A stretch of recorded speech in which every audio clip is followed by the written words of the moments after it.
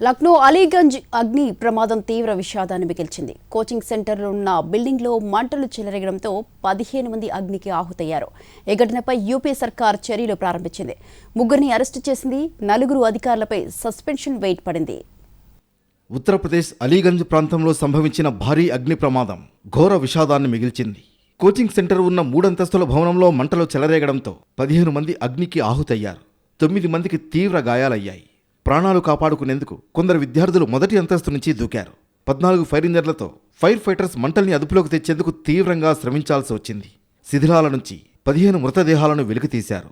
మంటలు వేగంగా వ్యాపించడంతో లోపల చిక్కుకున్న వారు ప్రాణాలు రక్షించుకునేందుకు కిటికీల ద్వారా బయటకు రావడానికి ప్రయత్నించారు.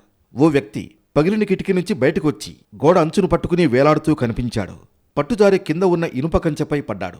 స్థానికులు వెంటనే అతన్ని రక్షించి ఆసుపత్రికి తరలించారు. 5-6 విద్యార్థులు భయంతో భవనం నుంచి దూకారు. వారిలో కొందరు గాయపడ్డారు. మరికొందరు బాత్రూంలలో చిక్కుకుపోయినట్లు సమాచారం ఇవ్వడంతో సహాయక బృందాలు రూమ్ టు రూమ్ తనిఖీ చేశాయి. ఎన్డీఆర్ఎఫ్, ఎస్డీఆర్ఎఫ్, అగ్నిమాపక, పోలీస్, సివిల్ డిఫెన్స్ బృందాలు గంటల తరబడి సహాయక చర్యలు చేపట్టాయి. భవనంలో కోచింగ్ సెంటర్తో పాటు పక్కన పెంపుడు జంతువుల దుకాణం, పెట్ షాప్, ఇతర వ్యాపార సంస్థలు కూడా ఉన్నాయి. UP deputy CM Brajesh Pathak పరిస్థితిని సమీక్షించారు. కేంద్ర రక్షణ మంత్రి రాజ్నాథ్ సింగ్ ఘటనా స్థలాన్ని పరిశీలించారు.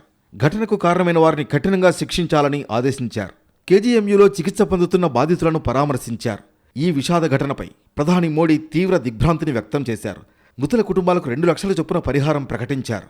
గాయపడిన వారికి 50,000 చొప్పున ఆర్థిక సాయం ఇస్తామన్నారు. మృతుల కుటుంబాలకు సీఎం యోగి సంతాపం తెలియజేశారు.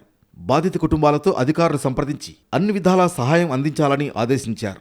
సీఎం ఆదేశాలతో రంగంలోకి దిగిన అధికారులు చర్యలు ప్రారంభించారు. 3 అరెస్టు చేశారు.